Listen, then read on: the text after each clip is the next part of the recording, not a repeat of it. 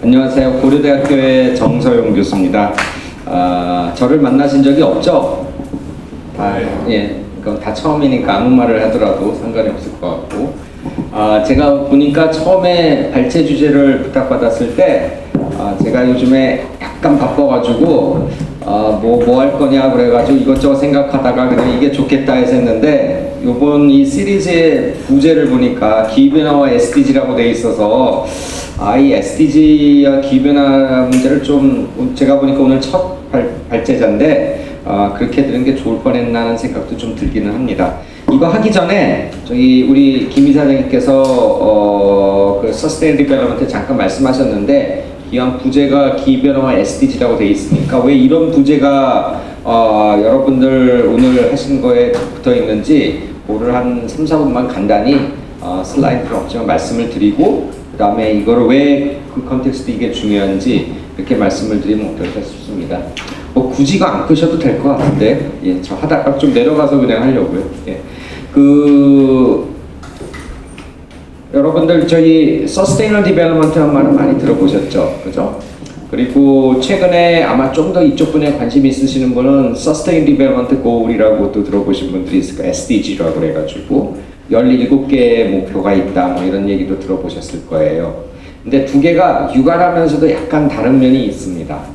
그리고 특히 이제 이런 것들은 실제적으로 이제 정부들이 정부 정책을 위반하거나 아니면은 실제적으로 필요한 개도국에 도움을 주는 건데, 그런 경우에 이게 실제로 집행되는 주체가 누군가, 이거에 대해서도 보면은 약간 좀 같으면서도 또 다른 면이 있습니다.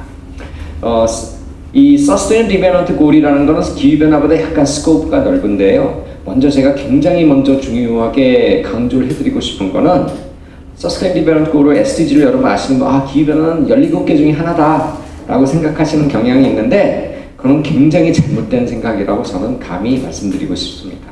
여러분들 그 니고시에이션 텍스트 UN 거를 읽어보시면 기후변화 밑에 부제가 각주가 달려 있어요. 뭐라고 달려 있냐면 기후변화는 여기서 다루는 게 아니라 UNFCC에서 따로 다룬다 라고 되어 있습니다. 그게 무슨 의미냐면은 기후변화가 17개 하나가 아니라, 미안하지만 기후변화가 훨씬 더 중요하고 어떻게 보면 실질적인 이행 결과를 가지고 있을 수 있다라는 어떤 기후변화 커뮤니티의 큰 자부심과 또 실질적으로 그런 임플리케이션을 달고 있기도 합니다. 그에 대한 반증은 첫 번째, 여러분들 뉴욕에 UN의 본부가 있지 않습니까? UN이 생긴 이래 최근도 아니에요. 처음부터 해가지고 가장 최근 요즘까지 포함해서 가장 큰 정상회의 2개가 뭔지 아세요? 가장 큰 정상회의 규모가, 첫 번째가 파리 기후변화 회의고, 두 번째가 2009년 코펜하겐 기후변화 회의입니다. 그래서 저는 기후변화에 관심이 많아요. 저는 대통령 아젠다만 하거든요. 그리고 전 세계에서 기후변화 대응을 하기에 필요한 재원, 그거는 정부가 주는 것도 있겠지만 어떻게 보면 궁극적으로는 프라이빗 섹터가 중요하잖아요. 하다못해 여러분들이 저금해가지고 쓰이는 돈이 은행에 투자하는 게 기후변화 관련된 거에 다 포함해가지고 하면은 그런 돈들이 숫자라는 게 굉장히 여러 개인데, 제가 본 가장 큰 숫자는 100 billion euros. 하나로 계산을 해보세요. 매년. 엄청나게 큰 돈이죠. 그죠? 자, SDG는 이행을 하기 위한 목표죠? 그게 여러분들 SDG 관심 있는 때 MDG라고 들어보셨죠? 그죠? 코피 아난 유엔 사무총장 때 개발도상국을 도와주기 위해서 밀레니엄 디벨롭먼트 골이 있었고, 그 다음에 이제 그거를 반기문 사무총장이 이전 퇴임하셨지만 받아가지고 좀 더 확장해서 실질적으로 만든 게 SDG입니다. 따라서 MDG를 하시던 분들은 각국에서는 ODA 하는 그런 부처들이 많이 관여이 돼 있어요. 거기에 목표는 뭐였냐면 MDG 때는 개도국의 ODA 공여금을 높이는 거, X를 키우자. 이게 MDG의 포커스였어요. 더 이상 아무것도 아니에요. SDG는 뭐냐? Sustainable Development. 방금 저기 김 이사님이 말씀하셨지만은 Sustainable Development랑 환경 문제를 해결하기 위해서 어떻게 할까 해서 환경 문제를 글로벌 해결하기 위해서는 사회적인 문제와 경제적인 문제를 같이 다뤄야 된다는 게 Sustainable Development 컨셉이잖아요. 세 개가 있잖아요. 환경, 경제, 사회. 그죠? 이러한 컨셉을 가지고 MDG는 개도국만 도와주는 거잖아요. 근데 이거는 선진국과 개도국공이 Sustainable Development를 이행해야 된다는 거예요. 언제까지? 2030년까지. 따라서 SDG는 이행을 위한 목표예요. 이행이 없는 SDG는 있으나 말합니다. 그죠? 그럴 때 MDG랑 SDG는 그런 면에서 굉장히 달라요. 근데 정부 부처에서 SDG 협상을 할 때 여기 주로 참여하시던 분들 옛날에 MDG 했던 외교관이나 정부 부처들이 참여를 했거든요. 그래서 굉장히 많은 나라에서 아직도 SDG는 MDG 차원, ODA 차원에서 다룬다고 생각하시는 나라들이 상당히 많은데 그런 맞으면서도 어떻게 보면 틀린 부분이 50%가 넘을 수도 있다는 거죠. 그죠? 그런 것들을 여러분 염두에 두시고 SDG에서 이행을 하기 위해서는 여러분 이행 메커니즘이 있어야 될 거 아닙니까? 그죠? 이행을 하면 구체적으로 뭐 메커니즘이 있어야 되잖아요. 이건 알고 보면 경제 문제인데 지속가능 발전은 그럼 경제 계획도 세워야 될 테고 그러면 그 경제를 성장을 시키려면 어떻게 해야 되겠어요? 그러면 많은 테크놀로지가 개발이 돼서 상용화도 돼야 될 테고 그런 것들이 친환경이어야 되겠죠. 그죠? 서스테이너블 해야 되니까. 그죠? 그러면은 초기 투자도 해줘야 될 테고 거기에 물론 개도국들은 능력이 더 부족하기 때문에 개도국 지원도 많이 해줘야 되고 그죠? 17개 분야 중에 이런 것들을 가지고 있는 메커니즘이 있는 데는 아무 데도 없어요. 하나 빼. 기후변화. 기후변화는 2015년 파리 협정 제가 오늘 말씀드릴게 그게 제가 아는 한 이 서스테인 디벨롭먼트 글로벌 차원에서 거의 전 경제 분야를 다 아우르는 유일한 이행 메커니즘을 가지고 있는 레짐입니다. 무슨 말씀인지 아셨죠? 따라서 SDG에 관한 요즘에 예를 들어서 뭐 가장 대표적인 학자로서 콜롬비아의 제프리 삭스 교수 같은 분도 있는데 여러분 책 읽어보세요. SDG 얘기하면서 구체적으로 얘기할 때는 기후변화 얘기가 굉장히 많아요. 따라서 기후변화던 사람들은 SDG 쪽에서 막 그런 얘기하면 굉장히 기분 나빠했어요. 처음에는 그래서 SDG 17번 17개 중에 하나가 기후변화라고 할 때 우리 안 한다고 막 그랬었어. 우리 넣지 마라. 기분 나쁘다. 우리가 뭐 17개 중에 하나인 줄 아냐. 근데 그래서 폴리티컬리 컴프로마이즈가 돼서 들어간 게 아까 말씀드린 각주예요. 그래서 저는 밖에서 기후변화를 하면 SDG의 70 내지 80%가 자동적으로 달성이 되고 여러분들이 아시아나 아프리카나 라틴 아메리카 가보시면 개발도상국들이 기후변화 대응을 하게 하면서 제가 이따 조금 말씀드리겠지만 구체적인 할 때는 사실 SDG랑 같이 얘기합니다. 그러니까 스리랑카 같은 나라에 가보면 SDG 미니스트리가 따로 있어요. SDG 미니스트리가 따로 있는데 걔네들은 하는 거 가만히 보면 거의가 기후변화예요. 근데 기후변화보다 SDG는 약간 좀 컨셉이 좀 포괄적이긴 해요. 그래서 어디셔널한 부분이 있지만 진짜로 중심적으로 성과를 낼 수 있는 건 바로 이 부분이라 이 말씀이죠. 무슨 말씀인지 아셨죠? 그런 차원에서 기후변화가 어떤가 이걸 딱 보시면 될 것 같습니다. 아마도 요번에 오늘 이제 굉장히 훌륭하신 연사분들이 제가 보면 어떻게 가장 자격이 없는 사람이 첫 번째 타자가 된 것 같은데 여러 연사들이 그런 컨텍스트 하신 말씀들 여러분들이 오늘 다 모아서 정리를 하시면 이거구나 라고 느끼시지 않을까 그렇게 생각이 됩니다. 자 그러면 본격적으로 파리 협정과 신규 체제에 들어갔습니다. 제가 요즘에 그 국제학부 있다 보니까 그냥 티칭을 영어로 다 해가지고 아무 생각 없이 영어로 만들어가지고 왔는데 여러분들 글로벌 스카우트니까 아마 영어 보시는데 문제가 없겠죠, 그죠? 신규 체제, 그러니까 기후변화의 문제는 뭐냐면 저는 항상 위기가 있으면 그걸 기회로 만들어야 된다고 생각하거든요. 기후변화면 여러분들 다 이런 위험이 있습니다. 우리의 지구가 위험합니다. 뭐 어쩐다 그러잖아요. 그것만 강조하면 많은 사람들이 안 하려고 그래요. 야, 내가 뭐 이 어려운 걸 왜 하냐. 그런데 오늘 제가 말씀드리는 거는 기후변화는 위기의 문제를 기회로 바꿀 수 있는 메커니즘을 만들었다는 겁니다. 그게 저의 키고 기후변화를 달성을 하면 그러면은 자동적으로 내가 잘 살게 된다. 일자리도 창출이 되고 그래서 기후변화는 그런 의미에서 굉장히 중요한 거다. 기후변화는 지금 최열 이사장님 들어오셨는데 기후변화는 단순히 리버럴한 아젠다가 아니라 모든 사람들이 가질 수 있는 아젠다. 그래서 제가 오늘 드리고자 하는 말씀은 그런 게 키인데 그거의 시작점이 요겁니다. 신기후 체제라는 건 글로벌 차원의 얘기잖아요. 그죠? 저는 약간 국제적인 측면에서 많이 보기 때문에 국내적으로 우리나라 자체 얘기와 뭐 그런 것들 논의하는데 국제적으로 어떻게 돌아가는가를 보시면 됩니다. 자, 출발점이 이건데 아주 쉬워요. 2100년이 되면은 이거는 예전에 지금도 발효 중이긴 교토의정서에 따르면 개도국들은 비부속소 국가고 선진국들은 부속소 국가거든요. 부속소라는 게 이제 부록에 딱 있는데 부록 1에 가보면 거기 선진국들 이름이 쭉 적혀 있어요. 아무리 찾아보면 한국은 없어요. 한국은 선진국이 아니에요. 기쁘시죠? 예? 한국은 선진국이 아니에요. 참 기쁘시죠? 여기에 의하면 그렇게 돼 있어요.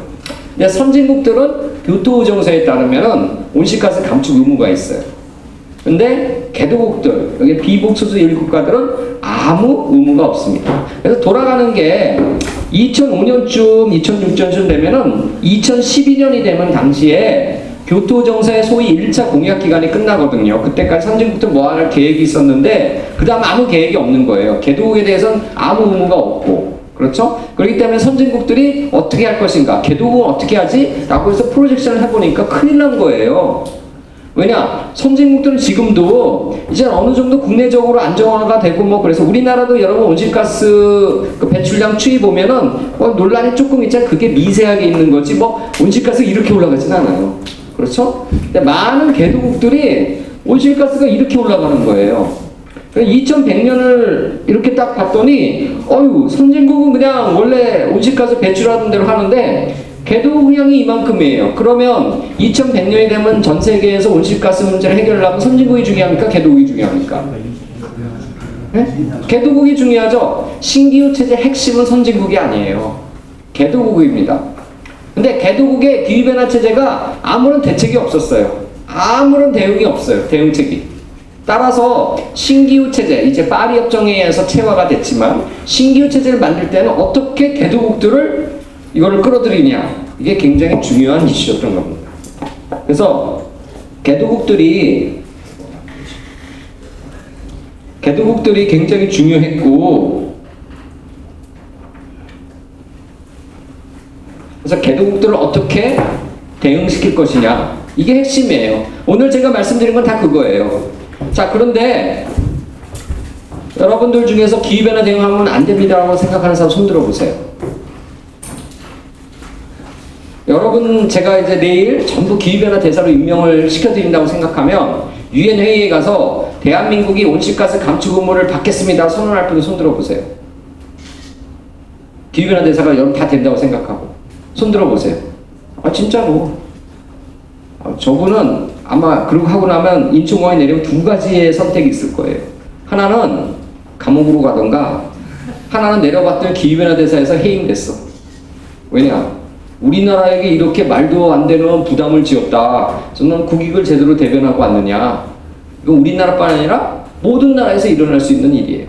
즉 여기서 문제는 뭐냐면 글로벌 인트레스트를 생각하면은 우리는 기후변화에서 온실가스 확 줄여야죠. 그죠? 근데 여기서 문제는 뭐냐? 그러한 글로벌한 기후변화 문제를 해결하기 위한 시스템이 국가 중심으로 되어 있다는 거예요. 그죠? 여러분들 특히 그 공무원 되실 분들은 공무원이 되면 글로벌 인트레스트를 추구하시면 안 돼요. 국익을 추구하셔야지. 국익은 굉장히 이기적인 개념이에요. 자기만 잘 먹고 잘 살겠다는 거예요. 그죠? 그게 내셔널 인트레스트. 우리나라는 괜찮고 네가 기후변화 대응은 해야 되는데 책임은 네가 지라 이런 거거든요. 그죠? 따라서 그런 의미에서 개도국들이 어떻게 보면 부담을 느낀다고 생각하는 그런 선진국들의 주어진 의무를 받을 리가 없어요. 지금 중국이 내가 기후변화의 글로벌 리더 되겠다고 그러지만 시진핑이 절대 그렇게 할 리가 없어요. 그러면 아까 제가 말씀드렸죠. 공항에 내리면 감옥 가거나 해임되는 거예요. 그러면 자 이게 심각한 문제가 생긴 거예요. 이때쯤에. 이거 어떻게 해결하지? 그래가지고 막 해가지고 2009년에 아까 제가 두 번째로 큰 정상회의였던 코펜하겐 회의가 실패 아닌 실패가 돼버렸던 게 왜 그러냐면 선진국과 개도국들이 같이 이거를 공유할 수 있는 메커니즘을 만들어낼 수가 없어. 선진국 개도국 먼저 하는 게 너희 봐 개도국 해야 되잖아. 선진국 이렇게 된 게 너희들이 옛날에 산업혁명 때 석탄 많이 떼가지고 그런 거야. 너희가 책임져야지 하면서 싸우기만 하고 합의가 안 돼요. 그러면 이건 어떻게 되냐? 선진국과 개도국의 구분을 없애버려야 돼. 그죠? 모든 국가가 다 해피한 그런 레짐을 만들어줘야 돼요. 그러면 발상의 전환이 필요했던 거고, 이 파리 협정은 예전에 했던 교토정서와는 완전히 접근 방법이 달라요.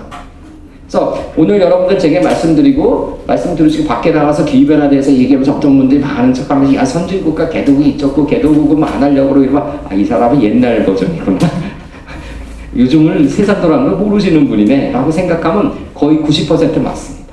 그런 정도로 판이 확 바뀌었어요. 패러다임이 완전히 시프트가 됐어요. 여러분 세대는 이렇게 패러다임 완전히 시프트하는 걸 좋아하는 세대 아닙니까? 이게 그래서 할 만한 이슈예요. 자, 그래서 간단한 슬라이드인데 말씀드렸죠. 코펜하겐 2009년 코펜하겐 때부터 여러분들이 나중에 이제 좀 더 공부를 하고 싶으시면 이때부터 기후변화를 쭉 이렇게 따라오면은 파리 협정이 생겼던 2015년 이때 Nationally Determined Contribution이라는 NDC 여러분들이 기후변화를 했는데 NDC라는 개념을 모르시면 그 사람은 기후변화 모르는 사람이에요. NDC는 여러분들 오늘 오셨으니까 꼭 기억을 하고 계셔야 되는데 이게 뭐냐? 선진국과 개도국의 구분을 없애고 첫 번째 두 번째 모든 국가들이 봤을 때 대통령이 봤을 때 기후변화 이거 확인을 해야 되는데 내가 하면 표 떨어지는 소리가 들리는 이런 게 아니라 야 기후변화를 잡아가지고 우리 국민들 일자리 창출시켜주고 우리 웰페어 다 시스템 바꾸고 우리 글로벌 리더십 하고 야 우리 좀 잘 살아보자 라고 할 수 있는 거 그런 컨셉이 뭐냐? NDC예요. NDC. 그래서 파리 협정상에서 특히 National Determined Contribution 우리나라에서는 이거를 뭐 온실가스 감축 로드맵 뭐 이렇게 보통 번역을 하는 경향이 있는데 전 아무리 읽어봐도 그런 개념이 없었어요. 이거는 국가적 기여 국가가 스스로 내가 기여를 하게 Contribution이라는 건 어떤 의미냐 이거는 법적으로 누가 하라고 해서 하는 것도 아니고 그죠? 자발적으로 한다는 그런 의미가 있는 겁니다. 누가? 국가가 정해가지고. 여러분들 교토정서는 제가 오늘 시간이 없기 때문에 교토정서를 많이 설명 안 드리는데 한번 찾아보세요. 나중에 좀 궁금하신 분은. 교토정서 기본적으로 조약이 국가에 대해서 너 온실가스 줄여 라고 해요. 감축 의무를 부과하면 국가가 네 줄이겠습니다 해가지고 줄인 결과를 그 국가는 여기서 선진국만 줄이게 돼 있죠. 그럼 그거를 유엔에 다시 보고해서 우리 이렇게 줄였습니다 하고 보고해가지고 온실가스를 감축하자는 거예요. 그죠? 그게 교토정서고 이거는 어떻게 하자는 거냐? 파리 협정은 국가가 자발적으로 네가 어떻게 기여를 할 수 있느냐? 그 기후변화를 대응하는데 어떻게 기여를 해? 네가 스스로 만들어. 그래서 컨트리뷰션을 해봐. 선진국도 똑같고 개도국도 똑같고 구분이 있는 게 아니야. 똑같이 그 계획을 제출해. 우리나라가 제출하는 건 국내적으로 소개될 때는 온실가스 감축 로드맵이라고 소개가 된다고 말씀드렸죠. 그래서 국가적 기여라는 걸 각 나라가 제출을 하는 겁니다.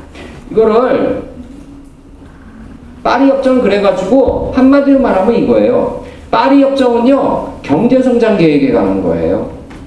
파리 협정. 파리 협정은 환경 아젠다를 훨씬 넘어섰어요. 경제성 5개년 경제성장 계획 내라는 거예요. 그게 NDC예요. NDC가 뭐라고요? 5개년 경제성장 계획이에요. 그럼 이게 갑자기 기후변화 얘기하다 무슨 특단지 같은 얘기냐? 근데 이 5개년 경제성장 계획 일단 어디서 많이 들어봤죠? 우리나라 엄청 잘하는 거잖아요. 그죠? 자, 5개년 경제성장 우리나라 할 때 옛날에 그 뭐 사회적으로 여러 가지 부수적인 문제들도 생겼지만 어쨌든 경제성장 측면에서는 1년에 10% 성장 이렇게 하고 열심히 일해가지고 1년에서 10% 경제성장하면 기분이 좋습니까? 나쁩니까? 나빠요? 좋아요? 좋죠? 근데 10% 경제성장 쉬워요? 안 쉬워요? 엄청난 페인이 따르죠? 밤잠 못 자고 24시간 일해야 되고 그거 왜요? 왜요? 그냥 가난하게 잘 살지. 아니, 제가 여러분께 여쭤보는 왜? 좋으니까. 그죠? 경제 성장이냐면 여러 가지 내가 웰페어도 늘어나고 여러 가지 좋다고 생각하는 거잖아요. 파리 협정이 그거예요. NDC가. 5개년 경제 성장 계획이에요. 근데 이 5개년 경제 성장 계획은 예전에 버전 1은 10% 성장하니까 야 석탄 떼 그래서 성장만 하면 돼. 그런데 이제는 그게 아니야. 조건이 하나 붙었어. 로우 카본. 딱 이 조건이 하나 똑같은데 로우 카본이 붙었어. 저탄소로. 경제 성장을 어떻게 한다? 저탄소 방법으로. 그러니까 온실가스가 안 나오는 방법으로 경제 성장하라는 거예요. 근데 파리 협정에 따라서 내는 NDC에는 10% 경제 성장하겠다 이렇게 안 돼 있어요. 여기서 막 그 고통이 느껴지지만 하고 나면은 모두가 즐거운 그게 뭐냐? 온실가스 양을 얼마나 많이 줄이느냐예요. 그게 무슨 말이냐? 아니 저분은 와가지고 점점 더 어려운 얘기를 하시는데 라고 생각하시면 요거예요. 이게 그 2008년도쯤에 나왔던 건데 2008년도쯤에 이제 뭐 항상 경작이라는 게 숫자가 있어서 좋긴 하지만 그게 뭐 항상 하나로만 떨어지는 건 아니에요. 답이 맨날 바뀌어요. 그래서 숫자 좀 바뀌긴 하지만 우리가 트렌드를 알아볼 수 있는 아주 좋은 그 참고 자료는 되는데 경제학자들이 계산을 해봤어요. 아, 그 2도씨 목표를 달성하기 위해서는 전 세계적으로 19기가톤을 줄여야 되는 거. 엄청나게 많아. 그 19기가톤을 줄이는 방법이 아까 말씀 저탄소 경제 성장하기 위해서는 저탄소 기술을 개발하고 상용화하는 거죠. 그렇게 하기 위해서는 어떻게 될까? 그러면 싼 기술부터 비싼 기술까지 글로벌리 다 해볼까? 라고 한 거예요. 맨 왼쪽은 마이너스 코스트니까 여기 LED 아니네? 어이 저기 환경재단 이거 바꾸셔야 되겠는데요? 예, 이거 바꾸시면은 전기값을 왕창 아낄 수 있죠. 제가 건물 소유주면 요즘에도 집도 다 LED로 바꿨거든요. 왜요? 제가 환경론자여서요. 그런 생각보다도 많은 가구에서 야 우리 전기값 아끼자. 그리고 굉장히 수명이 길대. 뭐 처음에는 약간 비싼 것 같지만 이제 가격도 많이 싸졌어. 그죠? 그럼 그렇게 하고 나면은 이거는 어떤 기술이라고? 저탄소 기술이기 때문에 온실가스가 조금 배출되죠. 여기 보세요. LED 라이트닝. 온실가스 배출을 요만큼 해주긴 하지만 가격이 굉장히 싸요. 오히려 돈을 벌게 해줘. 나 이거 전기값 아끼네 라고 해주는 거예요. 그렇죠? 그런 기술부터 해서 굉장히 많은 기술들이 있고 가장 비싼 기술은 뭐냐면 여러분들 기후변화 관심 있는 CCS라는 거 들어보셨죠? 온실가스를 다 포집해가지고 바다에다 저장하는 거. 이건 우리나라에 유용한 기술은 아니고요. 저기 북부 유럽 가면은 북해 유전 이런 데 가시면 영국에서 엄청나게 많은 해저에서 석유를 채굴했잖아요. 그럼 앞에 텅텅 비어 있겠죠. 그러니까 걔네 입장에서 갖다 부으면 되는 거예요. 근데 우리나라는 CCS를 하려면 동해 안발을 파야 돼요. 그래서 이 기술들도 그 나라에 따라서 다른 것도 있고 CCS 같은 거는 그대로 그냥 처음에 하려면 굉장히 비싸요. 한 번 장소만 확보하면 굉장히 많이 할 수 있고 이런 것들을 다 모은 거예요. 그래서 신기후 체제는 뭐냐? 여기 있는 저탄소 기술을 상용화해가지고 전 세계에서 국가들이 저탄소 방식으로 경제 성장을 하면 이게 전부 이산화탄소를 덜 배출하고 여기 있는 애들은 에너지 효율 기술. 에너지 효율 기술 뭐죠? 똑같은 우리가 에너지를 쓰더라도 조금만 이산화탄소를 배출하는 거. 여기 있는 애들은 아예 이산화탄소 배출하지 않는 애들. 예? 재생에너지도 있고 다른 기술들도 있죠. 이런 것들을 다 프로모트 전 세계에서 우리가 상용화하는 거. 이게 바로 파리 협정이 이렇게 하라는 거. 여기 있는 건 뭐냐? 이건 브라질이에요. 이건 글로벌 모델을 각 나라가 똑같지 않아요. 나라마다 바꿔줘야 돼요. 그죠? 그래서 브라질 모델로 바꿨더니 브라질은 저탄소 기술이 하나예요. 이게 뭐게요? 브라질 하면 여러분 기후변화 못 떠오르세요? 아마존. 그죠? 아마존은 뭐예요? 나무를 베면은 이산화탄소 배출 효과가 생기니까 나무를 베지 않게끔 해야 될 거 아니에요? 그것도 기술이에요. 이게 포리스트리. 그냥 포리스트리잖아요.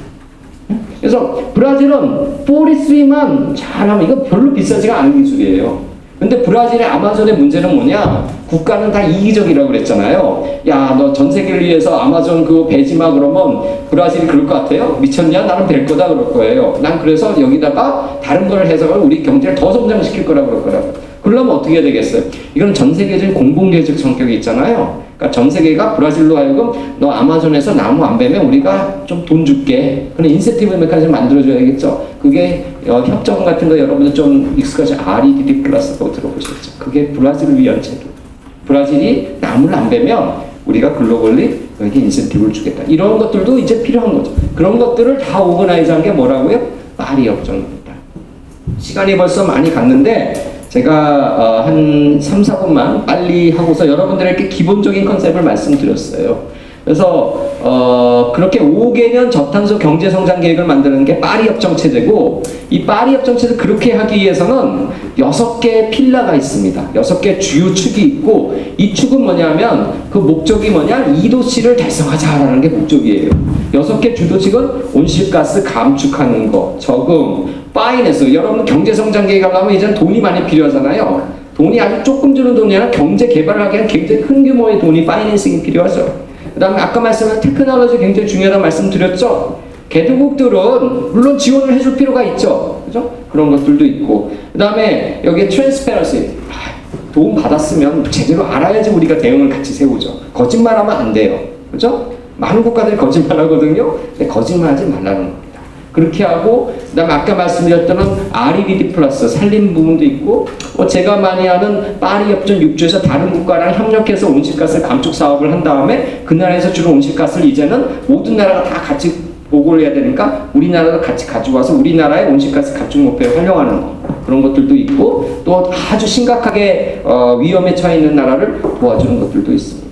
그래서 이런 것들을 잘 담아서 어떻게 담을 것인가, 이런 것들도 있고, 잘 담아가지고 궁극적으로는 저탄소 경제를 활성화하자, 이런 것들이 파리 협정의 신규 체제 가장 핵심이 되는 내용이고, 이디오피아 같은 나라는 여기 보시면 아프리카 대부분이 산림하고 농업 부분을 통해 가지고 온실가스를 감축하겠다고 그러는데, 그 온실가스를 산림 부분에서, 산림이라는 게 나무만 심는 게 아니라 얘네들 보면 농업 정책도 있고 에너지 정책까지 해서, 이디오피아 같은 경우는 CRG라고 그래가지고 클라빌 레질리언트 그린 이코노미라고 그래가지고 이걸 실은 2025년까지 중견국가로 가겠다. 여러분 이디오피아 에어라인 보면은요, 드림라이너 여러분들 신형 항공기잖아요. 몇 대 가지고 있는 줄 아세요?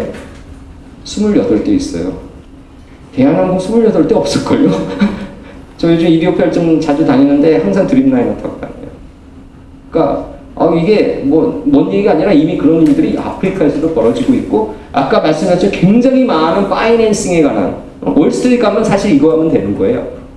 그런 여러 가지 것들이 있다. 그런 것들을 좀 시간이 없으니까 제가 쭉 한번 정리를 했던 거고, 그래서 GCF라든지 GGGI, UNDP 같은 기구들도 있고, 저도 그런 컨텐츠 요즘에 코이카 과제를 하나 개독을 도와주는 걸 하고 있고, 그렇다고 말씀드립니다. 조금이라도 도움이 됐길 바라겠습니다. 감사합니다.